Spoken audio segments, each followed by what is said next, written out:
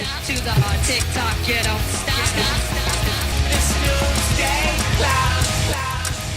How's it going, everyone? Guy here with Total Geek Live, and with me, as always, is the Total Geek Live crew. We've got Baltimore, and Kaiser, and Danny. Hey! Boo. Hi there! Howdy, howdy! Water dropping effect. Well, there's no leaks here on this episode of Doomsday Clock 5, but there are plenty of spoilers as we get into the heart of the issue itself. So we've got a lot of stuff going on, a lot of cool scenes, and it seems like we're still doing our slow build up to what it is they're trying to do. So, who wants to go share some thoughts on what they thought of this first issue? First issue? Fifth issue. Well, it comes out so infrequently, it might as well be the Right, first issue. it's like starting all over again every time you get one. Well, we're starting over every time with a recap that is going to be so long. By the time we do hit 12, it'll be a 7-hour-long video. So, Pretty much. but there is a bit of recap. So obviously, there's been a crossover where the Watchmen characters are in the DC world. Things have been slowly building up. Lex Luthor and Ozymandias had their conflict. The comedian's alive and well. Superman's got his red trunks again in this issue. Right. And they're going off Action Comics 1000 because when he first started this, he was still the new Rebirth style Superman, but they've trunked him up. And even Batman has got his yellow oval, so they're going old style for this. That's for sure. And the Mime and the Marionette have been continuing their search for Joker, and by the end of this issue, I think it's pretty clear on the success of that. Yeah. So this issue ends pretty crazy, and we have to wait another 2 months for the next one. I'm like, ah! Yeah, I don't like that at all. I texted you guys. I was like, I'm done reading it. I want issue 6 right now. And yeah. So this one, end of July. Are you kidding me? Yeah. And this one felt a lot more like the pace is really starting to pick up now. Yeah, I certainly agree with you on that. Right. I can't believe Ozymandias falls out of a 20-story building, and he's only got what it says here: a fractured rib and a pulmonary contusion. And that's it, man. That dude is durable. It must be something with the Watchmen world that they are so sturdy. They're just built better in the Watchmen world. Well, it was right. They vibrate at a different, frequency. That's why that doesn't phase them here. They're the weatherproofing of metahumans on that universe.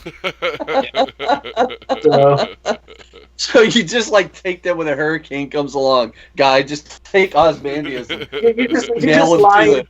When you're in Florida and a hurricane's coming, you just line your house with Watchmen. You'll be fine. So, you'll be good. It'll be great. Well, this issue certainly did a lot more with the DC, universe, the what is going on. It kind of gives you a lot of information that we kind of had sort of thought about before, but now we have a full-blown understanding of what the DC universe is supposed to be like at this point, which I guess is supposed to be when things catch up to it in December or something like that, when the number 12 actually hits. It's supposed to all line up. Right. But they have this big superhuman metagene theory thing going on, which is pretty fascinating and interesting. And if we talked about it before, we're almost 90-something% of the heroes are American. Yeah. So it makes you question, exactly how did that, work out? Right. The government was creating them as the ongoing theory. And it's interesting that thread throughout this of people just look, we're boarding off no one in or out of our countries. Yeah. It's everybody's just done with each other. Which Well, and for me, I mean, the first kind of country that kind of steps up and talks about that is Russia. Mm-hmm. And I was getting callbacks to the original Watchmen. That's what I was feeling by reading through this. I'm like, oh man, it feels like the Watchmen universe all over again, with the whole U.S.-Russia pull and conflict within there. Yeah. Which is still relevant right now. So It actually is. Right. And cutting people off. I mean. Yeah, Yeah, like the solution to everything is secluding yourself and cutting ties with everything. This, even though this was written a while ago, it is so relevant. Yeah. Mm-hmm. I wonder if they're touching up things here and there. I wouldn't be surprised, but I mean, I feel like all the major story beats have been basically hammered out. It's just trying to, maybe a little nuance here and there. Like you were saying, like the Trump situation, like that is kind of an interesting little, type of thing. But this issue also did a lot more with the DC characters. Like you have Saturn Girl, you have Johnny Thunder. Their story is really interesting, mainly because of the potential for them. The Justice Society of America, the Legion of Superheroes. I mean, those are big chunks of the DC universe that have been disappeared for years and years and years. And now we have finally two, people from each team, and it seems like there's a possibility we might be getting them back, which would be, I think, really exciting. And also as like a counterpoint, like both the JSA and the Legion of Superheroes always seem to have like a brighter emotion. Like it's a lot happier. Right. I don't know how to describe it. Like Lighthearted. Just their tone. Yeah, the tone of it's more lighthearted and not. They never get off on like Christopher Nolan darkness type storylines and their character development and all of that. So it's kind of exciting to see that, because that was truly the silver age of DC Comics, where comics were more fun and not necessarily the storylines weren't having to be, make you think about society and politicalness and all of that. So yeah, I mean, it's slight tangent, but right on that point, like the 4 new Hanna-Barbera DC crossovers are they're like all dark and political. yeah. I was like, well, the other ones were a little more fun than this, and like these really felt like heavy-handed, like the Aquaman Jabberjaws one and the Captain Caveman, Super fun, and and the Groovy Ghoulie Ghost, his little mini Funky Phantom, yeah, Funky Phantom, Groovy Ghoulie, Funky Phantom. it's in the same realm. Just have some alliteration and some supernatural, and you're good. Exactly. You can have anything you want. Although the Groovy Ghoulies are completely different, because they actually are a thing as well. Anyway, yeah, to that point, exactly. The times are different now in our comics and lives and everything, and the JSA really was a different time. Yeah. Yeah. But we get to see, comedian kind of going through, which is, I really like that scene. I thought it was really interesting. And I didn't realize it until later that he was actually in the bar that the mime and the marionette were in. Yeah, see, I didn't realize that until later. And then he just walks out. I'm like, yeah, policeman, that's the smart move. Stay alive. Yeah. And even if he was the one who did it, that's the smart move if you look around and see the carnage. Yeah, you survey. So yeah, so Vent wakes up, escapes, finds Batman, or Batman finds him. Yeah. The Owl Ship and Archie. Yeah. So that happens. The comedian's on their trail, I guess, since, he's at the scene of the Mime and the Marionettes massacre. Alliteration. Mm. And then we have Rorschach and Saturn Girl, who escaped Arkham. Yep. Mm-hmm. And where are they headed? Well, I forgot. Oh, they're on Thunder's trail. Yeah. And Yeah, Johnny Thunder. Yeah, well, Johnny. And that's Thunder. when they meet up with him. Also, all the while, there's stuff going on with Firestorm. Yeah. And he's having to get in front of cameras and talk about the whole metahuman thing. And then Black Adam makes that was an awesome. appearance. And now you're finding there's this Middle Eastern country that is basically opening its borders for metahumans, specifically, to kind of, I guess, asylum is what you would call it, political asylum or whatever. So I thought that was a very interesting tangent, and getting to see more DC characters, but seeing how all this plays out. And then, of course, the old black and white movie that's been playing through here. That always ties in with Johnny.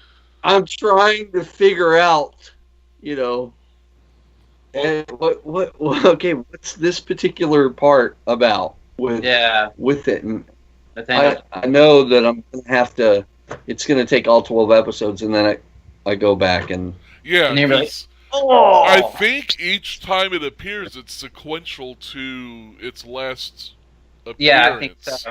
To where it will play through its entire story, front to end. Right. I may have to go back and buy issues just so I can rip them out, make my own of just this. You got your wall with strings and pins in it. And... Yeah. Oh, man. Everything's connected. Yeah, pretty much. Yeah. Yeah. So why is Johnny Thunder, because he's going on about his friend's lamp and the genie, and we get to when he arrives at his destination, and he gets jumped and then saved by Rorschach and Saturn Girl. You find out that this magic lamp is the Green Lantern's lantern. Yeah. So what's Johnny's Thunder's fixation on that, and what does he hope? Is he hoping to call the Green Lantern down for help? Well, I think he's searching for his friend, and I think he finds that if he finds that Green Lantern, the object, then he should be able to find his friend, and by finding his friends, he might be able to restore what he's lost. Right, because he's also about finding his family. Yeah. Or was it friends or family? Can't remember now. Mm-hmm. But to where it seems like he's wanting to find his sense of worth again, or something. Or it's like he knows something's going on and he's a part of it, and he's drawn. Yeah. Out, even though it's also just part of his kind of Alzheimer's, and it still also plays into the reality of actually being needed, possibly, and getting his friends together to take on what's coming. Yeah. Right. Yeah. So, and in this issue, we finally get the payoff, at least the beginning of the payoff, of the Mime and Marionette meeting the Joker. Which, from the first time the Mime and Marionette are introduced, it's like, okay, this is gonna happen. Has to happen. Yeah. And now it has. So what are you guys' thoughts on where that's gonna go? I want the next issue. I know. either they're going to be best of pals and end up betraying someone, obviously, or they're going to be at odds against each other and still betray each other. But yeah, the team up of them will be pretty spectacular, I feel. But see, I'm hesitant to know whether it is going to be a team up or are they going to just off Joker right then and take over? They can try. Yeah, I know they can definitely try. But at that same moment, his goons are telling him, "Hey, boss, you need to go check this out." And we see that Batman has been pulverized by the mob. And I'm very interested to see what's going to play about with that whole scene at that moment. Yeah. Because Joker's got bats right there in a vulnerable position, but now he's also dealing with these two Joker, these knockoffs in his world. Yeah. In his eyes, he totally sees them as knockoffs or something, and he's been kind of keeping tabs on them, but knowing that they've been causing a little bit of trouble in his town, and he doesn't like that, and if it's not involved with him or give us his stamp of approval. So it'll be interesting to see, how's he gonna? Does he go deal with bats first? Does he deal with them first? Does he grab them and say, "Come with me"? Or yeah, I don't know. That's a biggie question. So, I guess maybe I missed something. How is Batman at the center of this huge metagene, the whole metagene kind of exile? I'm glad you asked. Because I have a thought. Okay. So we actually didn't talk about this part at all, but the Lex Luthor, Lois Lane, Perry White, the whole scene that happened was really pretty interesting. Because Lex reveals that whoever started this metagene race or scheme or whatever it is had been at one point a member of the Justice League. Justice League, right. Mm-hmm. So that means we have some sort of intrigue, some sort of, obviously some sort of dark secret is going to be coming out of this for the Justice League. We also know that this takes place a year into the actual continuity of current DC. So we know that there's going to be building up of stuff. I don't think that this is the first dark secret that Batman has had. Right. He was the one who would single-handedly figure out how to destroy every Justice League member.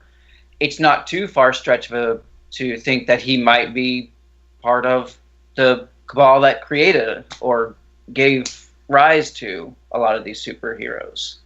I'm not quite certain about that. It doesn't feel right as a Batman character choice, but we got to figure out, how he became, like you said, the center of this, why he's the one. But, they've been ramping up against vigilantes and metahumans and stuff like that. And who's the biggest target, biggest vigilante in your mind? It would be Batman. Right. He's the, the figurehead, the one who he has his own Bat family. But he's not metahuman, so it's weird that he's kind of the center of this outcry that's banning metahumans. Unless they just don't know he's human and assume he's, True. Legend is more exactly effective. Yeah. But I thought it was pretty interesting also with Perry White's decision to change the byline. Not the byline, but the headline. Yeah, totally playing into look, we need views, we need clicks. Yep. Sounds so familiar. Yeah. It's even someone who you would think would have, what's the word I'm looking for? The integrity to not go down that, knows what day and age he's living in. And he's succumbed to the fact, you know what, we have to sell papers and this doesn't exist. So I thought that was interesting. It kind of shows where the media, the print media, is at. The news media Right. is at. You're getting called back to real world right now. Yeah. How we are. Oh yeah. Guy, you've been quiet. You brewing up a zinger, a slam banger to kind of knock us home on this one. You got a theory? I've just been taking all this in. I've agreed with everything so far. It's just been, the biggest question for me has been, where Batman fits into all of this, because I feel like we are looking a year into the future, and it's like we don't have any context because everything's still kind of hunky-dory in the DC universe. So it's like, what happened? And we don't know that catalyst turning point. So I think that will be interesting, because the entire shift of DC looks like it will change whenever this moment hits. So I've been trying to read up, because I read Batman, Superman, and I've been trying to look for any kind of clues or lead up into it, and I haven't seen anything yet. They're being very careful. I think when it hits, it's going to just be just a very, one day you wake up thinking the world's going to be always as it has been, and then it's like that one pivotal turning moment where everything changes. So I think it's going to be one of those. Oh wait, there are a couple wrong more universe. I've liked. Oh yeah.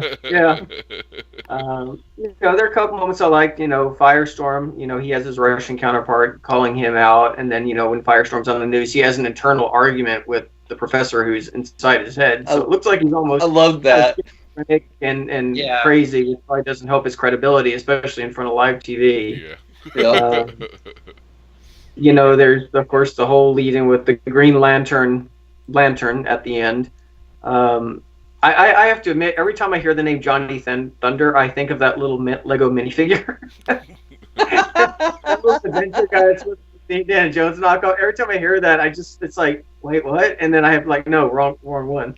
That's the problem with making too many characters the same thing. They start overlapping. So, but yeah, it's just, I feel like this is one of the comics I feel like you just progressively have to go back to issue 1, read up to the present, and then the next issue comes out, and then you just go start all over again, and then right. I'll be glad when this is all said and done, in the sense that I'll be able to sit down and just pour over everything obsessively, as opposed to just I still have so many questions.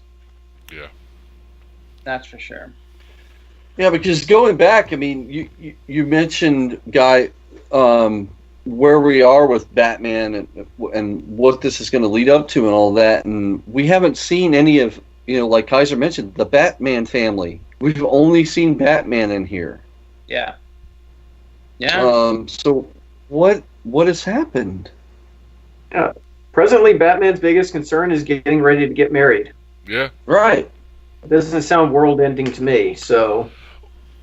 Well, wait, I thought he got married and then... Not yet. Okay. No, not yet. See, I thought he got married and then got stuck out of time or dimension with Wonder Woman. And then there was some, what's that going to do with his marriage? Maybe I had a fever dream. Yeah. Well...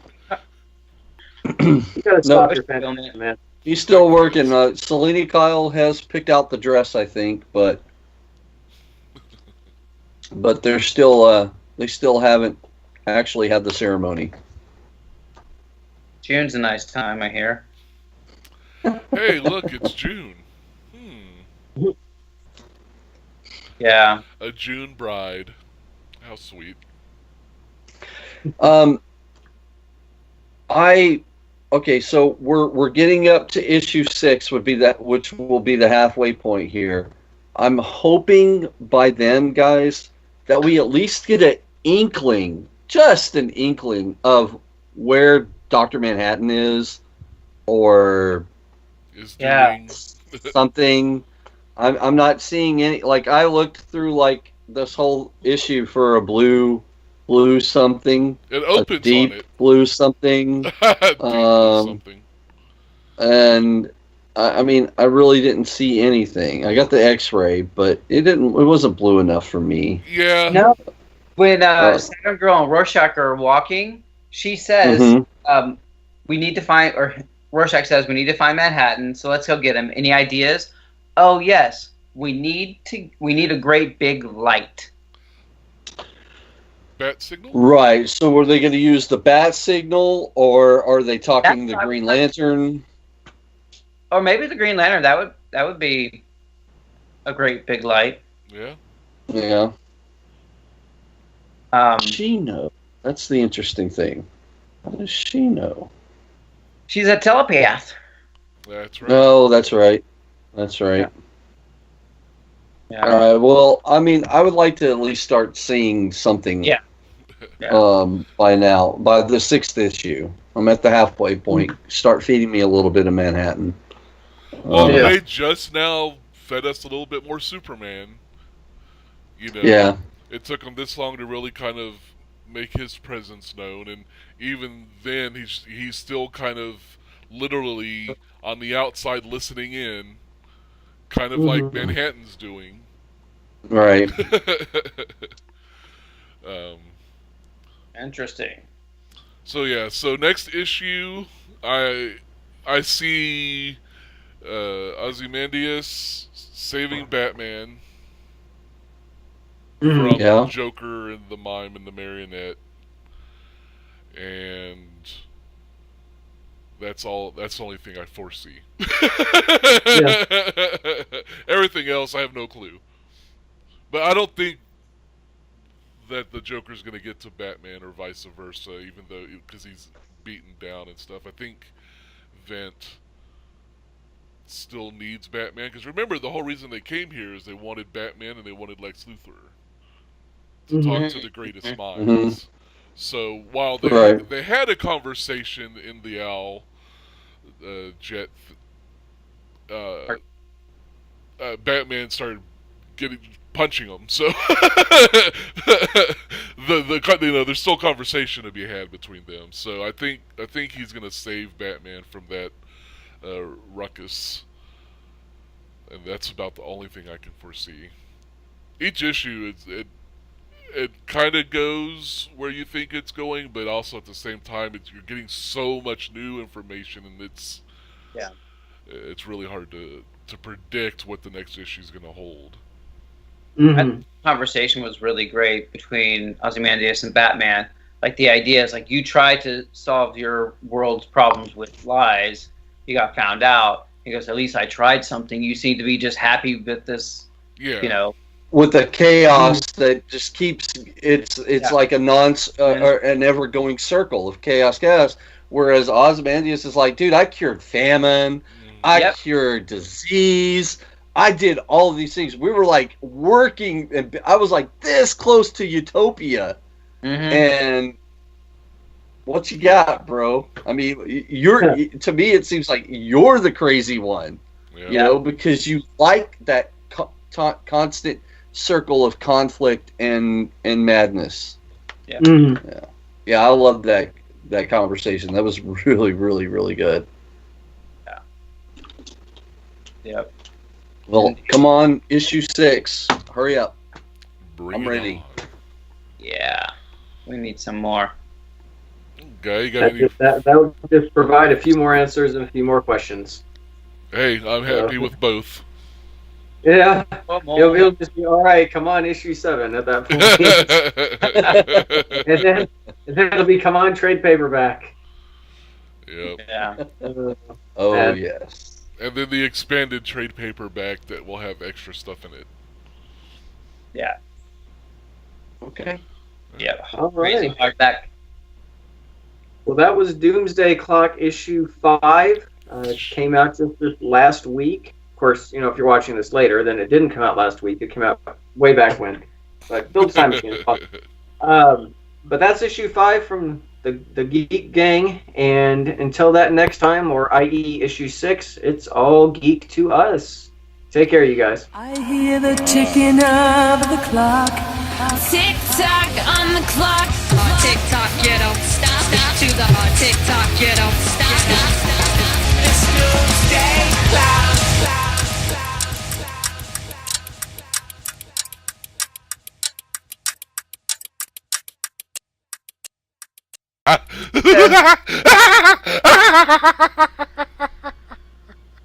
You're spitting on the book. Oh no. Poor baby. Poor baby. It'll be okay. Shh. Oh my God. Shh.